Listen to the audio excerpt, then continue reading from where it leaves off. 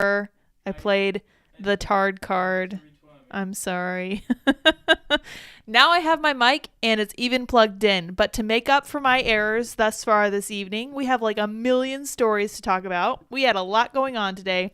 We had a Twitter file drop, and I don't even think we're going to get to it because so much other stuff has been happening. I'm most excited about what Ron DeSantis is saying about China. I'm very excited about what the GOP is saying about China as well, because they are telling Biden that he can't sell our strategic oil reserves to China in the biggest duh of all time. We will look at what Biden did with OPEC, with the strategic oil reserves in the past, how he tried to use it to sway the election, how it backfired, and how Saudi Arabia told on him. We're also going to look at the special counsel that's being put together to look at these secret files we keep finding all over the friggin' place. And I will develop my current conspiracy theory about why this is coming out. And now, Andy is making sure that I have audio. Thank you, dear. I require every kind of check and balance humanly possible, it turns out. All right. Mute you. Darn it. Fox is ridiculous.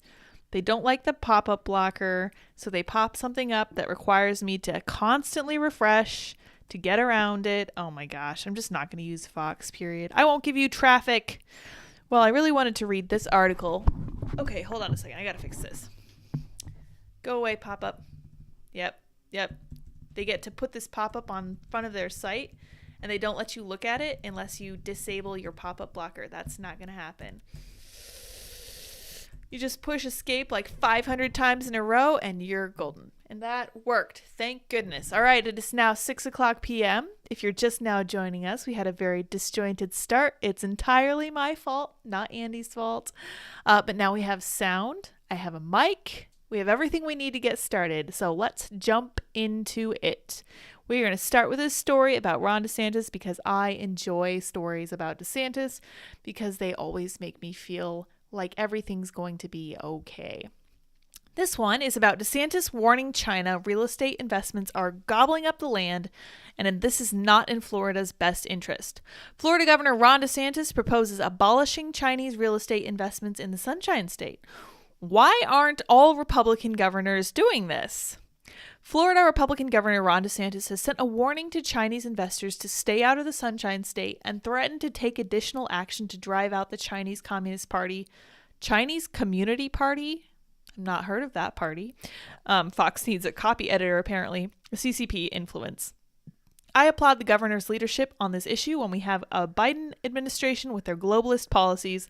Florida Chief Financial Officer Jimmy Patronis said on Fox and Friends First Thursday. It's not like leaving a key under the mat of the door for our enemies or our friends. They leave the whole blank house open. During a press conference Tuesday, Ron DeSantis said the state doesn't want to provide financial holdings to a hostile nation. Good for him. He's entirely correct. I don't think anyone would object to this unless they were actually on the payroll of China. And I think that it will be very telling to watch who exactly is objecting to this. I do know that there are going to be a variety of squishes and libertarians who say that this is state interference in what companies can do. It's the free market. You should let people do whatever they want. This is incorrect. I think that if you have a governor in a position of authority, he should have the right to say who can and can't buy property in your state. And I think he is entirely correct about a foreign, openly hostile nation who's making inroads and buying up tons of farmland in the U.S. In fact, let's look at this because this isn't something I had a chance to pull up before the show. Buys farmland U.S. Let's see here. Why is China buying up U.S. farmland? 3% of U.S. farmland owned by foreigners. Some lawmakers say Chinese firms shouldn't be allowed to buy American farmland at all. Farming has been a central part of America since its founding, blah, blah, blah. Today, America boasts 900 million acres of farmland, says the USDA. That's 40% of our land. Wow. Our farms provide food across the world. In 2021, the government says U.S. farmers exported $177 billion in products like soybeans, corn, beef, and pork. According to the Department of Agriculture, American citizens own 97% of privately held farmland and forests in the U.S. And recently, the 3% of farmland owned by foreigners has attracted controversy, specifically concerning China. China lacks farmland and has struggled to secure food for its 1.4 billion citizens. Just recently, in August, 4 Chinese government departments warned a drought posed a severe threat to the autumn harvest. This has driven overseas investments in food, including the purchase of Virginia-based pork producer Smithfield Foods and a partnership with Growmark, a grain logistics firm. Chinese companies own about 0.2% of American agricultural land per USDA data. But some lawmakers say Chinese firms shouldn't own American farmland at all. That's right.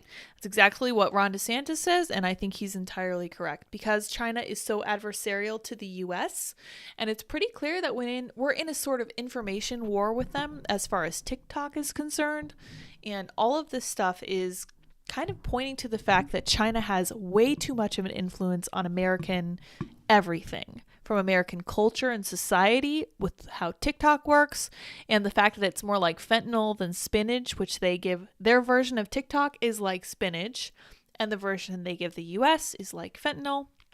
Kids get hooked, they develop verbal tics, they develop all kinds of neuroses, whereas in China, you see a lot of videos on TikTok about educational stuff. You see it about, like going to the moon, and you see all this aspirational kind of content that you do not see here. It's very clear that there is an information warfare going on that the US is just now waking up to. We're way behind. And I think it's going to be very hard for us to catch up. But if we have governors like Ron DeSantis pointing out the influence of China in the US, I think that will be helpful moving forward. So hopefully he ends up making good on that. He moves pretty quickly, so I think that he's probably going to make it happen pretty quick. So we'll just keep an eye on it as it goes forward, and hopefully other states will follow suit too. Like we actually might be okay holding our breath a little bit on this one, because I think that what he does, other governors try to follow. Like, for example, Sarah Huckabee Sanders, who's currently the governor of Arkansas, which I didn't realize until I saw this clip, is banning the use of the word Latinx, or however it's pronounced, from their government documents there, because she knows it's such a bending of the knee to wokeness, and it's so insulting to Latino and Hispanic people. Good for her, honestly. So hopefully she is trying to imitate DeSantis in some regards, and hopefully she's able to make as much of a positive difference in Arkansas as DeSantis has made in Florida. Every day I thank my lucky stars that Andrew Gillum did not win that election in 2018. Thank goodness Florida got DeSantis. I don't know if you guys remember Andrew Gillum, but part of the reason he lost was because he was found in a state of undress, passed out in a hotel room with some questionable characters and a lot of questionable white powder. So he did not end up winning, even though as a Democrat, this did not end his career in any way. He was still considered a rising star of the Democratic Party, and I think they've been floating him a little bit recently, which has been really interesting to watch. But let's keep an eye on that going forward. Hopefully DeSantis has more good stuff in the bag for us. Let's move on to this next interesting topic. Attorney General picks special counsel to probe Biden's handling of classified documents as White House insists they were misplaced. Garland reveals garage batch was found on December 20th and DOJ was notified of another discovery today. Does that bring us up to 3? Let's read. I'm a little unsure. Attorney General Merrick Garland on Thursday appointed a special counsel to investigate the classified documents discovered in the D.C. think tank and Wilmington home of Joe Biden.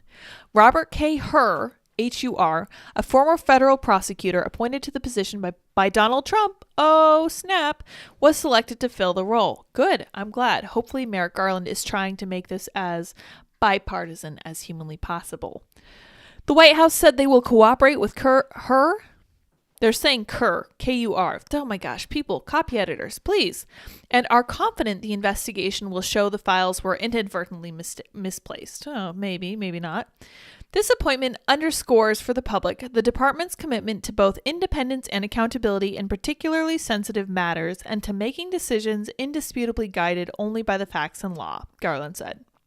Good for him, because his DOJ is about to be raked over the coals for what they've done. Just in general, they've been incredibly biased against conservatives. Republicans see it, and I hope that Merrick Garland ends up answering for that. Democrats faced a flood of criticism from Republicans who had demanded a special counsel. Garland's announcement came as the pressure is building on the White House to explain, how the documents were in Biden's possession, why their existence wasn't announced until after the midterm elections, and what was being done about it.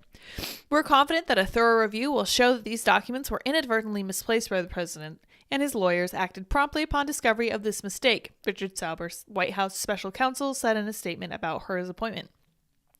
This could mark a major turning point in Biden's presidency. He's steered clear of legal problems thus far, even as Republicans have targeted the business dealings of his son Hunter Biden and have launched a special committee to probe the weaponization of the federal government, including looking at the DOJ. Again, going to be really, really fun going forward for the next couple of years. Oh my, look at this specimen. What a unit. Robert K. Hur served as a United States Attorney for the District of Maryland from 2018 to 2021. He was appointed to that position by President Trump. In his short statement on Thursday, Garland revealed a detailed timeline of when the documents were originally discovered and how the initial Justice Department investigation began. In total, there have been 3. I thought it was only 2 until we started reading this article. There have been 3 discoveries of classified material at the Penn Biden Center, a think tank in Washington, D.C., in Biden's garage in Wilmington, Delaware, and an additional discovery at Biden's Wilmington home. So 2 different discoveries. Oh, okay. So it's possible what they were referring to was they were looking in the garage, they found a few files, and then they looked in the rest of the house, and they also found, I think, 1 stray file there. So who knows? That actually might have been an accident, but I also know that Biden he has made his bread and butter by appearing very folksy, down to earth, super honest. That man is a sneaky, sneaky snake, and he is a huge liar. He's also a plagiarist, and yes, he does have connections to Hunter's business dealings. I believe they shared a checking account in 2018. I want this on record, too. In 2018, Biden said he did not have access to confidential files. He said that on video.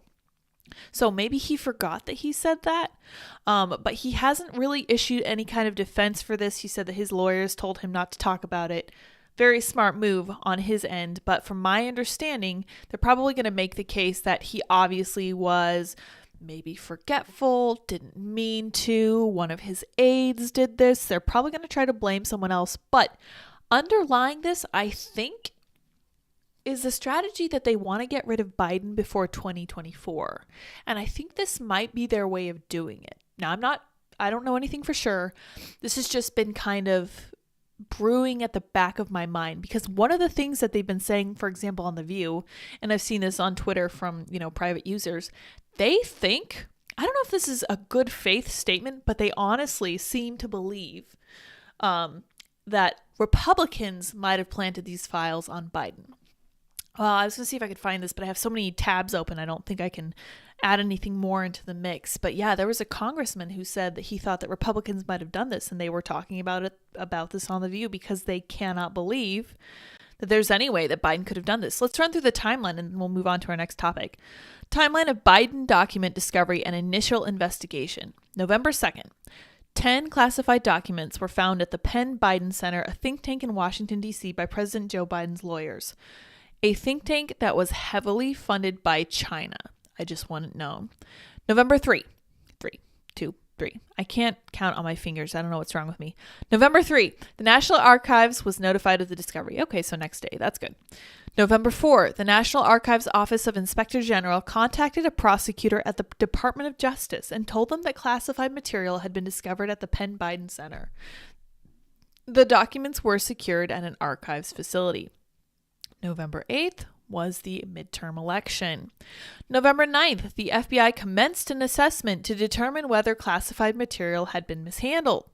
November 14th, the Attorney General Merrick Garland assigned the U.S. Attorney for the Northern District of Illinois, John Lausch, to determine if a special counsel was needed. Okay, so he started the process of figuring out if they needed a special counsel. Over a month later, the president's personal attorney informed Lausch that additional documents with classification markings were found in Biden's garage in Wilmington, Delaware. The FBI secured those documents, but I'm sure they didn't kick down his door like they did with Trump at Mar-a-Lago. January 5th, Lausch advised Garland that a special counsel should be appointed. Yeah, because now they found 2 different instances of this happening. January 9th, the White House publicly announced classified documents from Biden's time as vice president were found at the office of his D.C. think tank. Okay, so they didn't announce it until January. Interesting. January 12th, the president's personal attorney informed Lausch that an additional document was discovered at Biden's Wilmington home. And January 12th as well, the White House publicly announced additional classified documents were found in Biden's Wilmington home. Now, people have been making a lot of hay of a picture of Biden with his little Corvette outside his garage in Wilmington. Yeah, so this Corvette, there's actually a picture of him sitting in front of his garage, and inside the door of his garage, you can see boxes. And people are like, oh my gosh, this is totally what those boxes are. We don't know that. There's no way to know that. People are just like, holy ish. This is crazy that these documents were right there in his garage. The garage that he's showing his car out of. Like, you know, this gas guzzling car that, of course, if everything goes according to progressives, will be totally illegal within the next 10 years. But he's proud of it, all that stuff. And yeah, you can see inside his garage, and it's not very secure. From my understanding, Donald Trump was holding these files for some reason. I think they were mementos of some sort. He was holding these files inside a secured, locked vault at Mar-a-Lago. So let's look at this video. It's a really, really nice Corvette. Let's be fully fair here. It's super cool. I would not trust Joe Biden to be driving it, but here we are. It's super cool. Beautiful. Absolutely mint condition. Totally undeserving of that car for sure. So here he is driving. He looks very confused. He has applesauce for brains, so this is not surprising. Let's see if we can see that garage part. See, this is his shtick. He's just a nice, friendly old man. No, he's not. He's a ruthless politician who will lie to get whatever he wants. He literally lied about his own education. He literally plagiarized a British politician in a speech. And he's pretty much lied about every conceivable thing over the course of however long he's cursed our government. Let's see. Oh, yep, there it is. Okay. Yep, right there. Oh, come on, Daily Mail. Don't do me like that. Yep, see? You can see the box. Yeah, you can totally see it. That's so interesting. I wonder if that was actually it. And when he was asked about it, he's like, well, it was in my garage with my Corvette. You know, it wasn't exactly just sitting on the street. And we're like, yeah, we know. Obviously, it wasn't. Not for lack of trying, though, apparently. Absolutely no care taken for the security of these files, which they might use to make the case that he didn't know they were there or that he'd forgotten about them, but we'll see what's happening. Let's see. Yeah. The next thing, who is a special counsel overseeing the Biden classified document probe? Trump-appointed prosecutor Robert Hur worked as an aide to the FBI Director Wray and has gone after corrupt politicians and MS-13. Very interesting. Prosecuted politicians, gang members, and NSA contractor. Good. Oh, let's see. He takes over the position after the revelation, blah, blah, blah. We know this. He went after politicians in Baltimore for public corruption. Good. As well as leading the prosecution of what the DOJ called two of the most significant breach cases in history. Those cases related to a former NSA contractor who stole and retained classified material over 2 decades and stored it in his home and car. This is the perfect man for the job, and I see why Merrick Garland chose him. Let me see what their conclusion was on that one. Hur said the sentence should serve as a warning that we will find and prosecute government employees and contractors who flagrantly violate their duty to protect classified material. He also went after criminal gang members, including members of the notorious international crime gang MS-13. His office launched several initiatives aimed at curbing the historically high levels of gun violence driven by drug trafficking organizations in Baltimore City, according to a DOJ released when he left government in 2021. During his tenure, the office brought charges against former Baltimore Mayor Catherine Pugh, who was sentenced to 3 years after conviction on tax and fraud charges, as well as police, corrections, and Maryland legislative officials. He clerked for Supreme Court Justice William Rehnquist, with whom I'm not familiar, earned his JD at Stanford and became a partner at the law firm of Gibbon, Dunn, and Crutcher, where the firm touted his government and private sector experience. Okay, well, he sounds like the right man for the job, whatever happens. I don't know anything about his political leanings. I personally don't think it matters all that much, or it shouldn't. It really should be a bipartisan approach to try to figure out what's going on. Where's the raid? Where are the pictures? Republican Jim Jordan says White House and DOJ have multiple questions to answer after second batch of Biden classified files was found in his Wilmington garage. I think he's fully fair to ask those questions. He furiously demanded answers from the Biden administration on Thursday morning after a second batch of files were located. Let's see what he has to say. Is this a video? No, it's just a picture. Boo, that's not what I want. Yeah, remember when this picture came out from Mar-a-Lago? Unbelievable the amount of leaking that happened between the deep state and the media. It's almost like they're in bed together. Crazy, I know. Anyway, at least Jim Jordan is speaking out on behalf of figuring out what the F happened here. And I am optimistic that a special counsel could make some kind of difference, and hopefully Republicans will have the opportunity to squint closely at all of the given evidence. Let's see what you guys are thinking. Let's see. 2 Nigerians wearing MAGA hats put the documents in his garage and yelled, "This is MAGA country." You might have been right. Let's see what happened. All right. Andy is tweeting. Woo, thank you, dear. I appreciate that. Retweet my twat. Okay. Don't do that.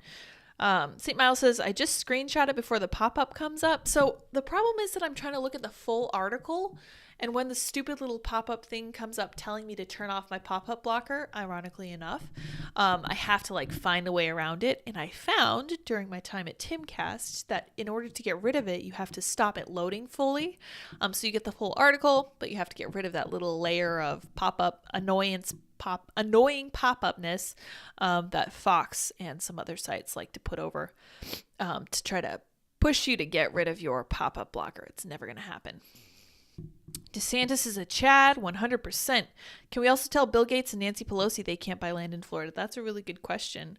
Yeah, I know that Bill Gates, that's something I was going to mention earlier. Bill Gates is a huge owner of farmland, and I don't know why. China needs food is why. Yeah, I know. It turns out that China might actually need to buy food from the U.S., which I know would put them at a bit of a disadvantage, but it's necessary. Why is it that mishandling paperwork has become such a tremendous crime? So here's the deal.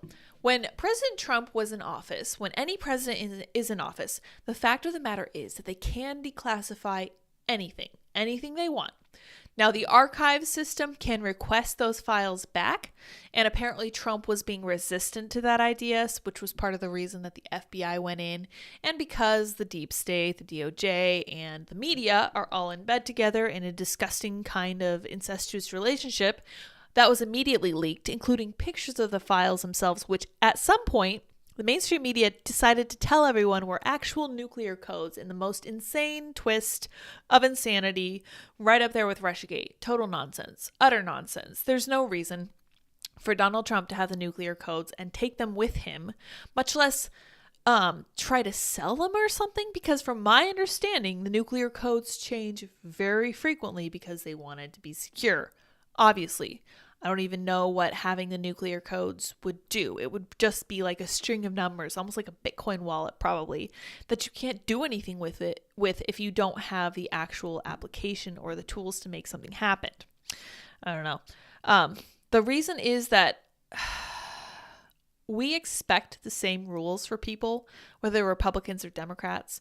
And I know we've been seeing kind of a dual tier justice system when it comes to President Trump versus anybody else.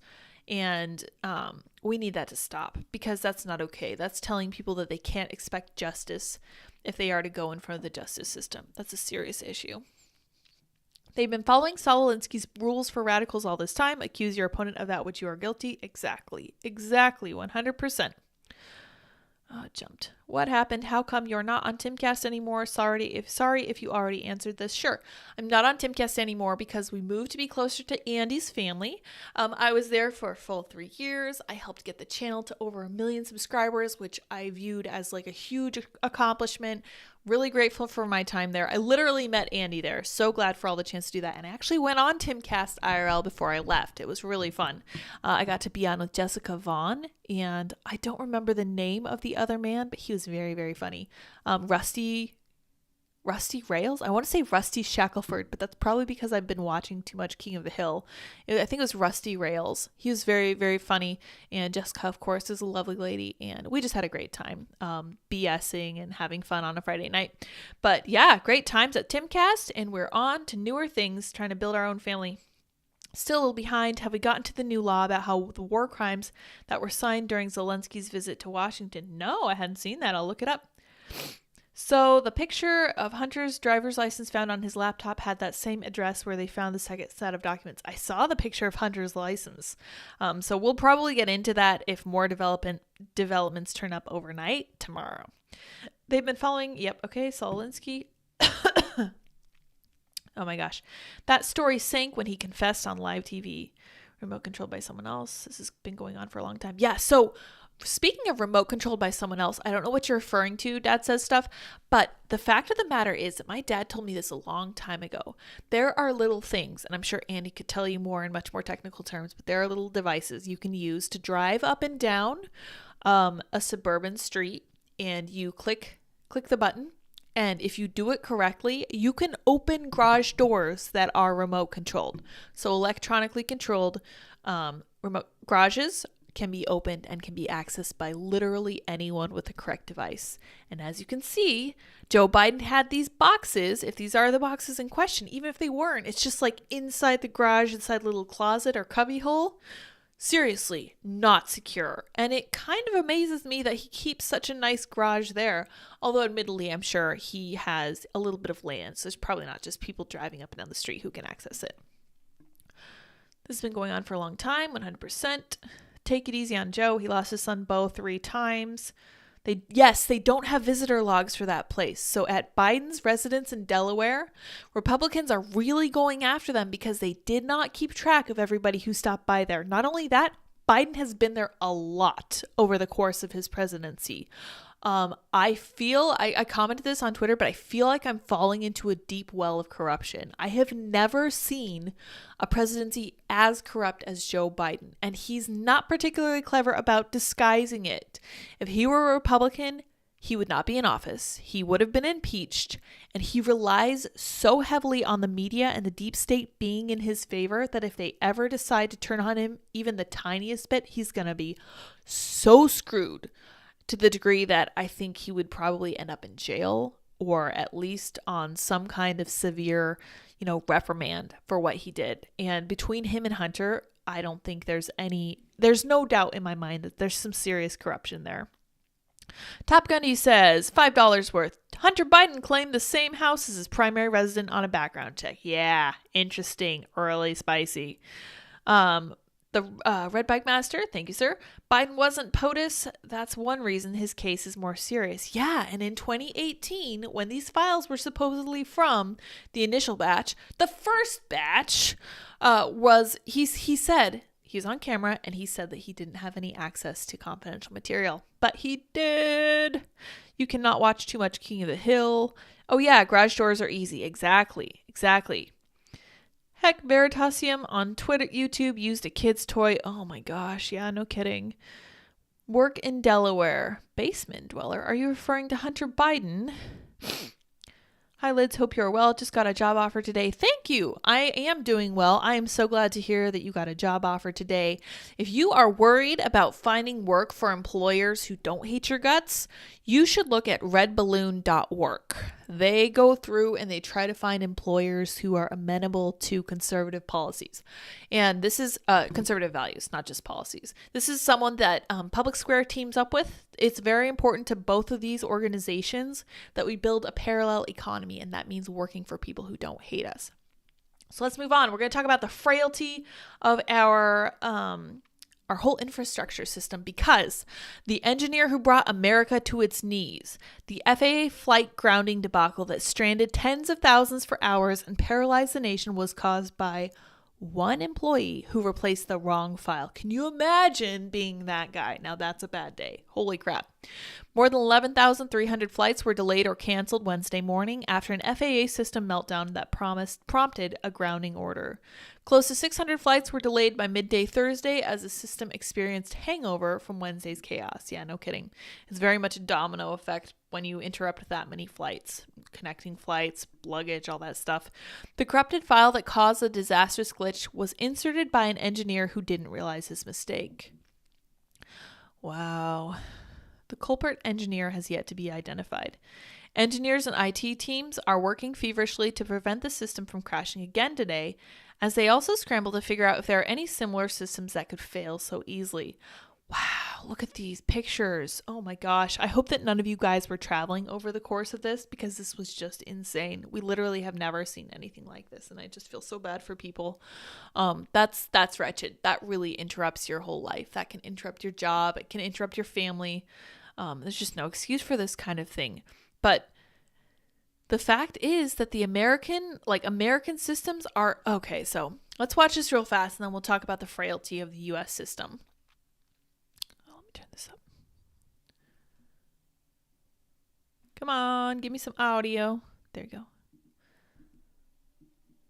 Oh my gosh. Sorry, guys. Absolutely sure. I want passengers to know is our number one priority is safety. It's one of the reasons why today, for example, while this issue was being worked out on the systems side, there was this ground stop of about an hour and a half nationwide to make absolutely sure, out of an abundance of caution, that no aircraft could take off without the necessary safety information. And we're always going to err on the side of safety. Having said that, we also have to make sure we understand everything there is to understand about this situation, so that we can assure that disruption like that doesn't happen again. Okay, that was Pete Buttigieg, who's super incompetent at this apparently, and he's just basically saying, well, we just had to keep everyone safe, and Joe Biden gave the order to get them back up and running quickly and safely, and instead of, slowly and with great danger. But they're going to let him off the hook because he is highly accredited, and I need to find this tweet, I think from Matt Walsh, because he was like, somebody came out and was like, Pete Buttigieg is super highly acclaimed. You fell off Matt Walsh blog. No one likes you. High praise. Oh yeah, this is the best argument against credentialism I've ever read. Secretary Buttigieg is a Rhodes Scholar, Harvard and Oxford alum, and served in Afghanistan for the U.S. Navy as an intelligence officer. If anyone's up for the task, it's him. He is by far extraordinarily qualified for his job. We can't say that for everyone in Washington. So, as with Paul Ehrlich, we can see that they're not making the argument they think they're making. What Paul Ehrlich was saying was that because his research was peer-reviewed, it could not possibly have been wrong, despite the fact that every single one of his predictions turned out to be wrong. Just like with this tweet, really arguing against all of these credentials, because it turned out that Buttigieg still managed to be incredibly incompetent at his job. Not only did he take a couple months off and no one even realized he was missing, which honestly speaks to the lack of value of his position altogether. He has overseen Amtrak issues. He's overseen the supply chain issues, and he really has not done anything remotely useful in his position as Secretary of Transportation. And after all, his qualification for being Secretary of Transportation was that he liked trains. Really, really solid stuff from this diversity hire. So I just wanted to point that out. And I wanted to bring it into conjunction with some of these electrical grid attacks. And this is something that Newsweek is noticing. And of course, they're going to try to say that it's all white nationalists or whatever, domestic terrorists. But the fact of the matter is that a group that wants to do harm to Americans could easily take out the U.S. power grid, and the attacks have started. They were saying that something like 22 attacks, what were they saying? I think it was a number like 109. 109 attacks took place in the first 8 months of 2022. Let's see. Most people ignore the electrical grid until it stops working. When that happens, the disruption can be total, but most often is a matter of inconvenience. The lights go out, the internet goes down, there's no place to recharge your cell phone. But what if power did not return for days, weeks, or months? And what if such a lengthy blackout engulfed not just a neighborhood or a county, but a wide swath of the nation? The consequences, experts say, would be devastating. Many people would have no water to drink, no gas for their cars, no heat for their homes. And I just want it on the record that gas stoves keep working even after the power goes out, unlike electrical stoves. Just gonna throw that out there. The consequences, experts say, would be devastating. You wouldn't be able to cash a paycheck, use a credit card, call an ambulance. Food, vital medicine, other essentials would grow scarce because trucks wouldn't be able to refuel. Virtually every aspect of life would come to a halt. Casualties could run into the millions. It is a serious issue. The possibility of widespread and prolonged outages may seem to many people like the stuff of science fiction, but security experts now believe that the chance of such a disaster is higher than it's ever been and rising. In the first 8 months of 2022, the U.S. electrical grid was physically attacked 107 times, according to the U.S. General Accounting Office, the most in more than a decade. On December 3rd, shootings at 2 substations in Moore County, North Carolina, plunged more than 40,000 people into darkness. Reports have since emerged that other recent acts of sabotage, including a series of... Including a series of what? Of attacks against 4 sites in Pierce County, Washington, leaving around 14,000 people without power on Christmas Day. See here, they're trying to highlight the alt-right.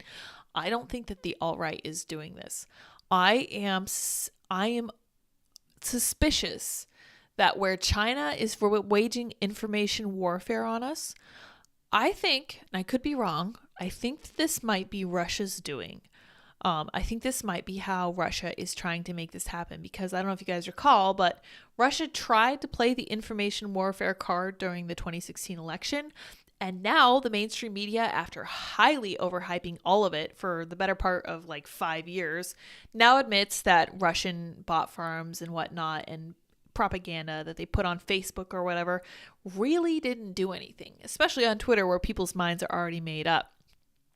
Newsweek is not doing its viewers any kind of service by trying to pretend that this is an alt-right movement. I don't think that they have any grounds to say this, but we'll read on. These attacks, authorities believe, are coming from domestic extremists who in recent months have shown a newfound willingness to strike at transformers and power lines. According to chatter on right-wing websites and social media platforms, which ones, who's speaking, they may also be planning coordinated attacks. A number of posts seen by Newsweek include specific instruction on how to inflict maximum damage to substations. I would like to see these posts.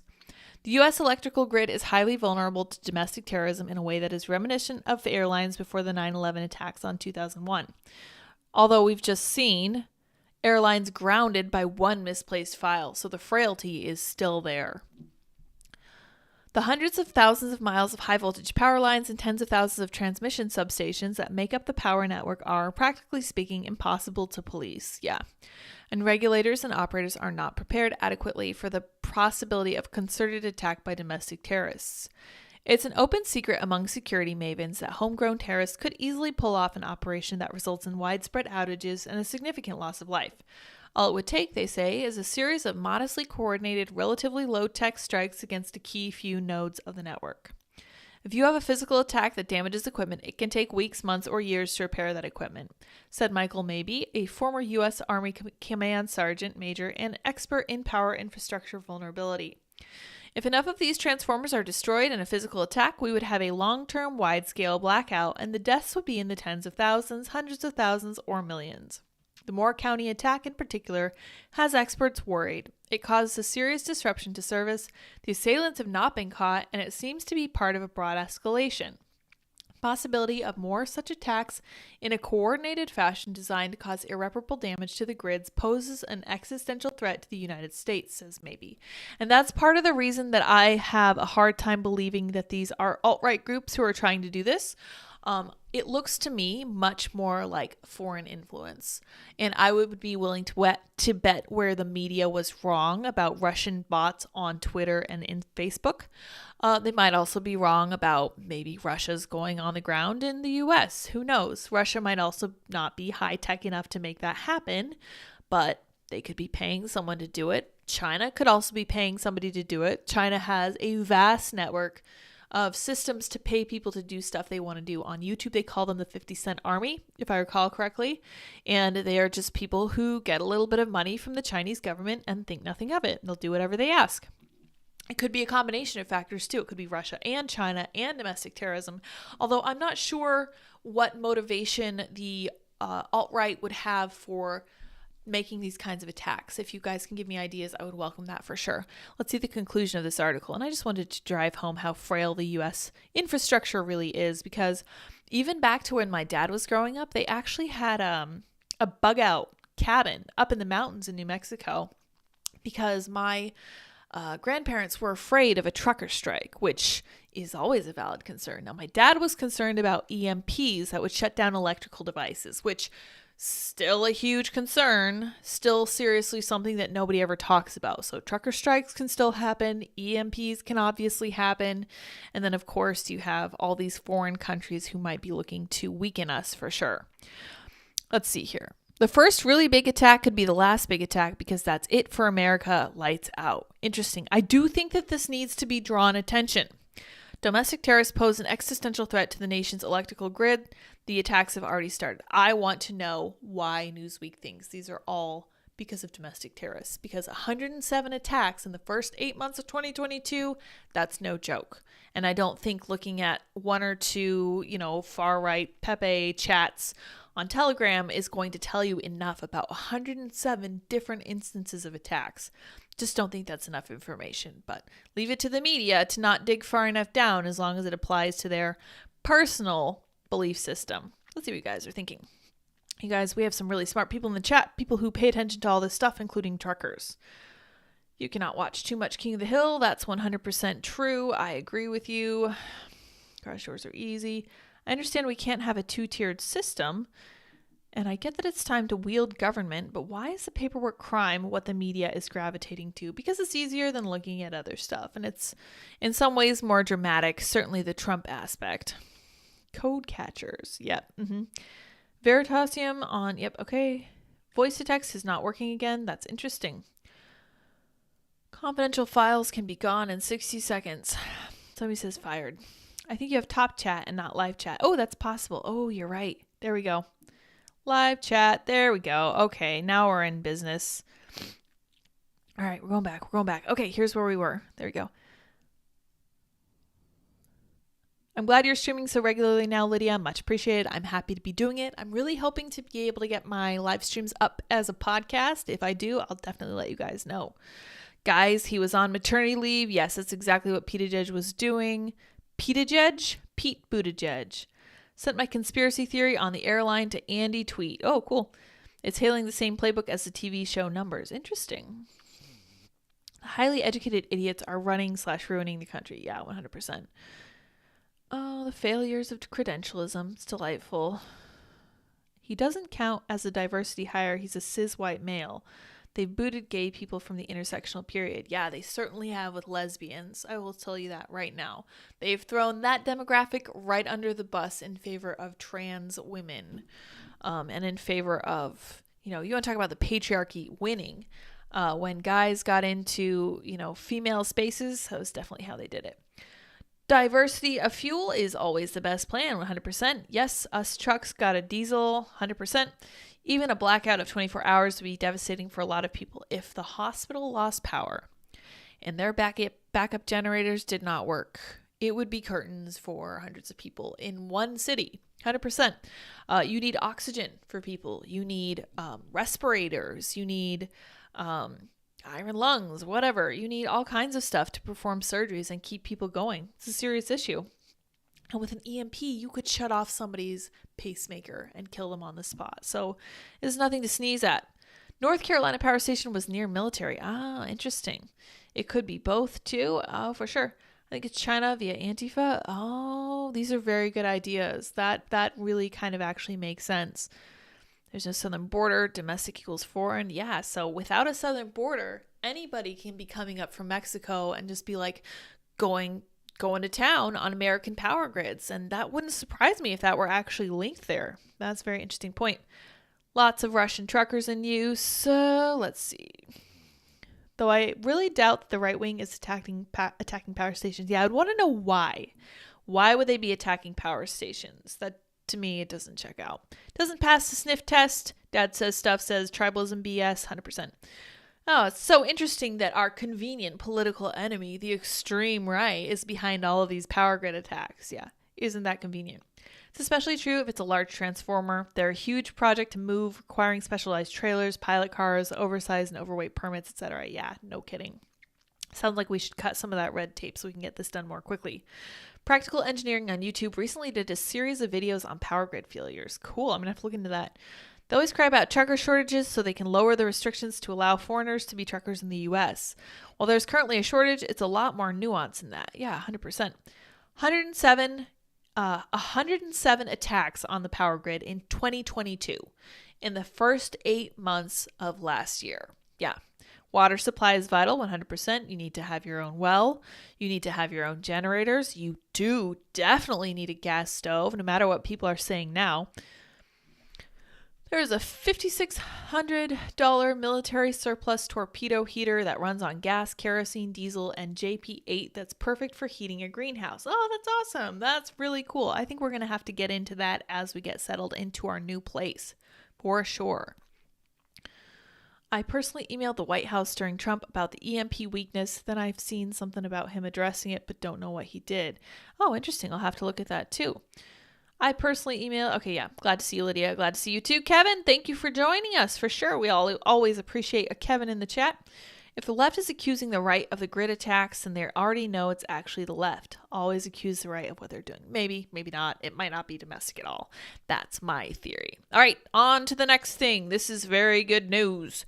The House votes to ban Biden from selling America's emergency oil supplies to China. 113 Democrats join all Republicans to pass legislation after President sold 1 million barrels to Beijing-owned firm.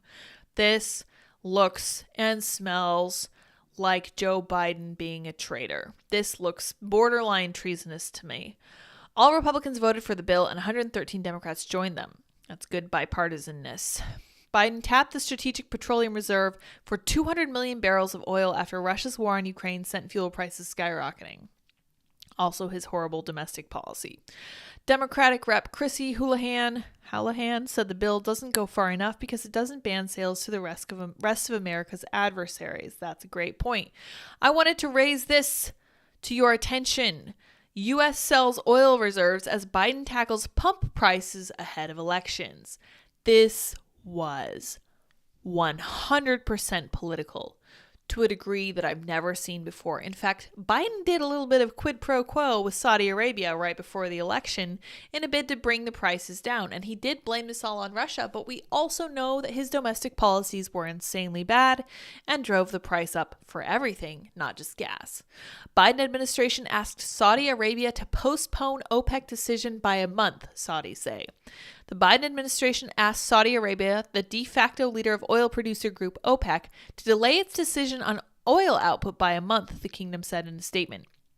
Notably, Biden's request would have delayed the decision until after the U.S. midterm elections. There it is. Biden needed low gas prices before the election so that more Democrats could get elected. And he could say, see, our policies aren't that bad. They're not doing that much harm to the American people. Everything's fine. Obviously, we have Putin's price hike at the pump, but we're doing our best to take care of it. They shut him down. In a statement, the Saudi government defended its output cut and said all OPEC decisions are based on economic forecasts and needs, not the political leanings of an American government. I don't blame him at all. And I happen to know that Saudi Arabia is not one of our allies. Technically, they might be considered one of our allies, but they are contrary to our interests and they don't care about what happens to us as long as we keep buying their oil. It's so frustrating to me when I know the incredible amount of untapped reserves that are in Alaska. And the oil shale in Canada and all this other stuff that we refuse to touch because of the green lobby, spurred, at least in part, by Paul Ehrlich and his predictions and his school of thought. Very depressing. And Joe Biden is just one more example of Joe Biden's corruption. It's absolutely infuriating. And I hope that, oh my gosh, Republicans have such a laundry list of things they need to go after Biden for. They're certainly not going to get to all of them in the next 2 years. And I don't think he's going to make it into beyond 2024. But hopefully they'll bring some of this stuff to attention, because it is just borderline diabolical and it feels so traitorous and disgusting to me. Yeah, we'll see what happens. I'm optimistic with what the GOP's been doing. They look like they're actually going to make some positive changes there and really kind of try to hold Biden's feet to the fire. So more power to them if they do. And I'm really glad that this was a bipartisan issue.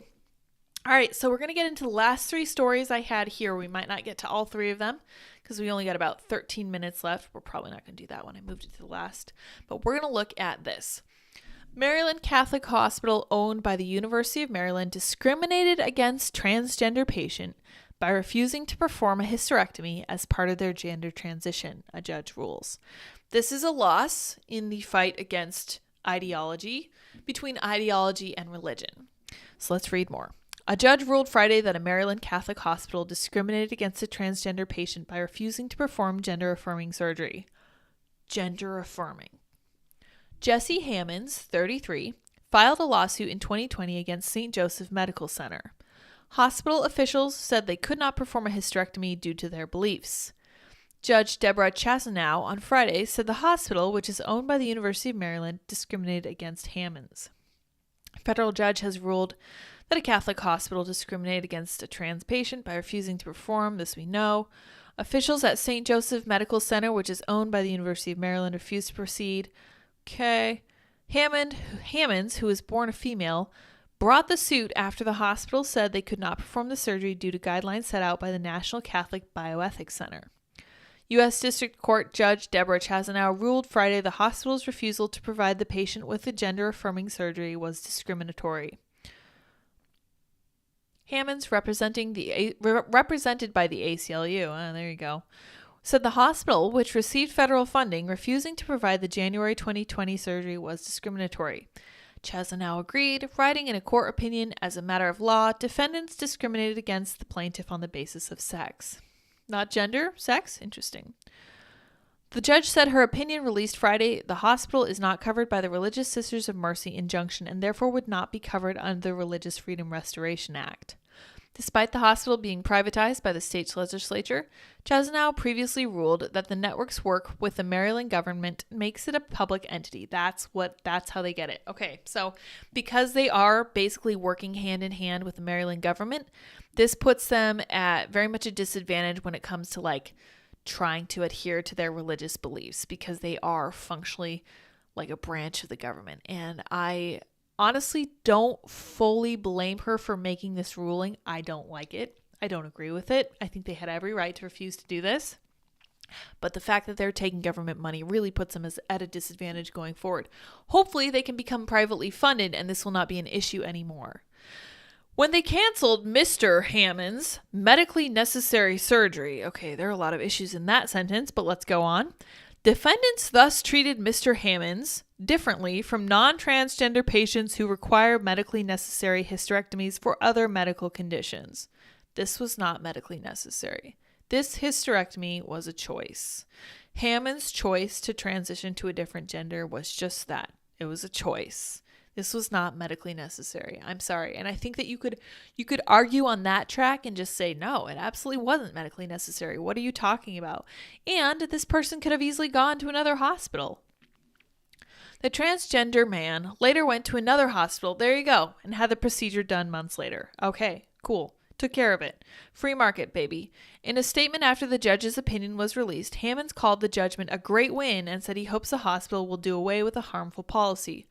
So let me get this straight, because this sounds to me a lot like the Masterpiece Cake Shop in Colorado. This person went to the hospital and said, I need you to do this for me. And they said, I'm sorry, we can't. We have a specific set of religious beliefs that prohibit us from doing that. And we adhere to the Catholic Bioethics Council or whatever.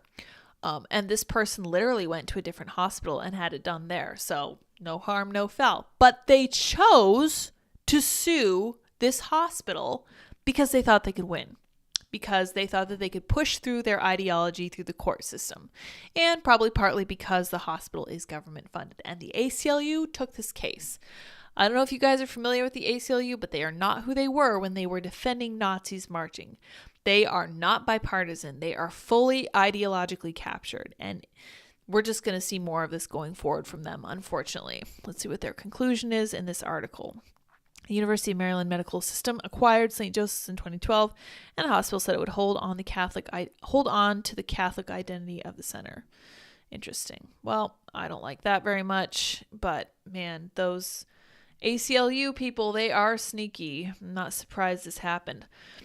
Let's see here. Somebody says, Keenan says, yesterday's cupcake is today's uterus. It's all about the bakery. If you don't take it out of the oven, it will be what it was meant to be. Interesting. Triggered says, hey Lids, hello, welcome, glad you joined us. How are they going to enforce this ruling? Put a gun to the head of the surgeons? No, they wouldn't have to do that. They would just say, you're going to perform the surgery, or you're going to, your license might be called into question. There are all sorts of ways that they can come after a surgeon who has put decades of work into acquiring the licensure it requires to perform this kind of surgery. So it's no joke. Very highly educated people have a lot to lose. And I understand really not wanting to make waves as a person who has a high level of credentials in STEM, especially in sciences like this. And it's hard. It's very hard to stand up for your morals when you know that everything you worked for your entire life might go down the drain. But I would hope that Catholic surgeons would simply say, you know what, I refuse to do this surgery. If you fire me, I will go work somewhere else. Or better yet, I quit preemptively and I'm going to take my vast, impressive resume of doing successful surgeries to someplace that will appreciate me. Hopefully not a government-funded hospital, another Catholic hospital. I worked at a Catholic hospital and I felt a great sense of peace from knowing that they were never going to perform, like, for example, an abortion. There was another hospital in town that I probably could have applied at and would have ended up working for that had great benefits too. And they were not a Catholic hospital, and they were certainly performing abortions, and I was not okay with that. So I was happy to work with a Catholic hospital, and I thought I had a great experience there. And I felt like standing up for those values was really, really important for me. And let's ask Ben Shapiro. His wife is a doctor. That's interesting. I wonder if she works for a Catholic hospital. What are Dip's thoughts on all of this? Well, as long as someone gives him treats, I'm pretty sure he is easily swayed. He's pretty bipartisan in that regard. And he would happily make friends with the craziest ideologue on the left. Taxation is theft. Use everyone's money. Everyone wants it back. Yeah, it's true. That's true. When you give someone government money, you give the government inordinate power over them. Nurses are heroes. TikTok says so. So nurses actually are heroes, but they're also bad eggs. 100%. There are nurses out there who are crazy lefties. All of them are women. 99%. I think it's something like 97% are women. And still, somehow, in nursing, men make the most money because men like anesthesiology, because when you work in anesthesiology, your patient is an object. They don't talk to you. They are lying still, and you're keeping track of them as you're dosing them with the anesthetic. Make sure that they're taken care of during a surgery or other operation. And I just find it really funny that men still come out ahead in a female-dominated field. In 5 years, women will be getting boob jobs and claim it was from depression and that it's medically needed for mental health. Hey, that's a good idea. We are splitting into two economies. The medical industry is no different. Yeah, 100%. What good will it be for someone to gain the whole world yet forfeit their soul? Exactly. And I'm pretty sure that this is exactly what Catholic hospitals, the kind of conundrum they're faced. I remember there was an article not too long ago about how, let me see if I can find this article about Catholic hospitals hold hostage. It was a very, very ridiculous piece against Catholic hospitals. Look at that. An unprecedented hospital hack. That's exciting. Yeah, I can't find it, but it was like from the New York Times or the Washington Post or whatever. And they're just talking about how, Catholic hospitals are basically holding everyone hostage because they believe their own beliefs and they don't bend for anybody. And this is somehow a huge problem. And it was just, I hate the level of disdain that the mainstream media has for religious organizations, because I hold religious organizations in very high regard. I know the various sets of issues that people have with the human church, and therefore most religious organizations. But I also happen to know the Catholic Church is incredibly generous. Incredible charitable work that the Catholic Church does. And a lot of these include the hospitals that they run. It's very important to them to further Jesus' idea of expanding outreach to people who are otherwise underserved. And this is how you help people outside the government. You use organizations like religious institutions to try and make sure that people have what they need without ever needing the government. And that's why I feel like this Catholic hospital has to some degree failed, because by taking government funds, they have to know that they're being compromised and put in a position where they can basically be yanked around and told what they need to do by the government, not by their convictions. So I view that as a bit of a failing on their part, but I also understand hospitals get bought up by organizations that aren't necessarily in their best interest and certainly don't agree with all their ideas eye to eye, but here we are. MASH was a psyop, really? The slippery slope was predicted decades ago.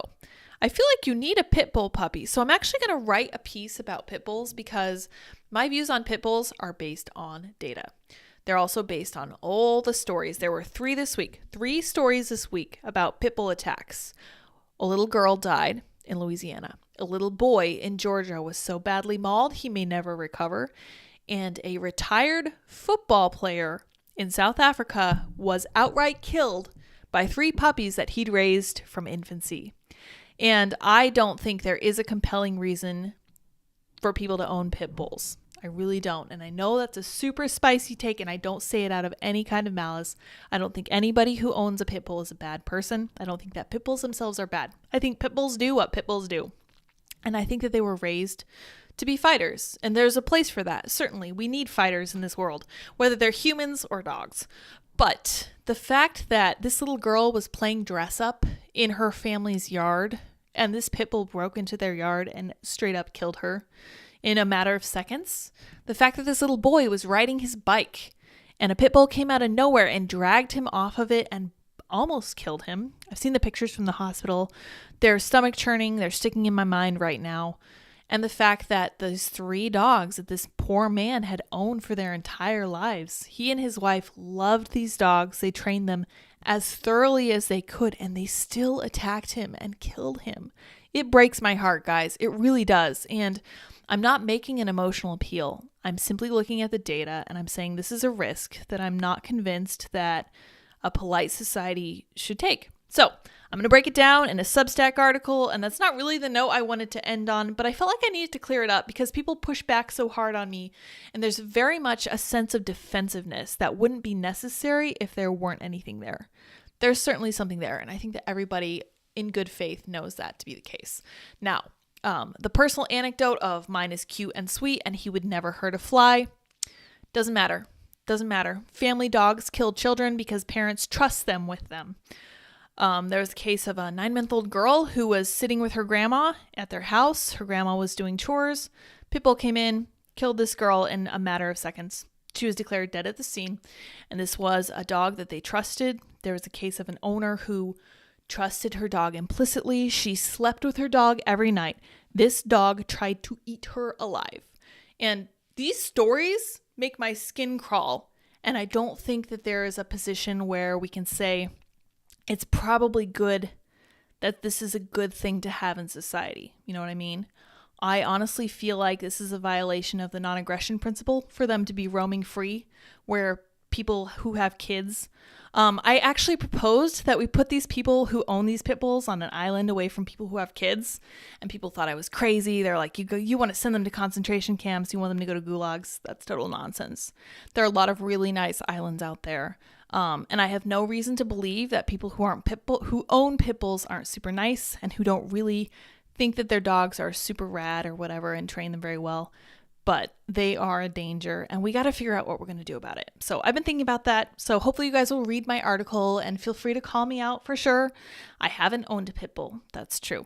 I only look at the statistics, but I'm also not willing to accept anecdotes because mine's super sweet or whatever. So on that rather downer note, hopefully this podcast, whatever this is, thing that I do, this live stream was helpful to you guys today. Looking forward to doing it again with you guys tomorrow. It's going to be great. There's always interesting things happening in the news, that's for sure. It's never a dull moment when it comes to following the news, for sure.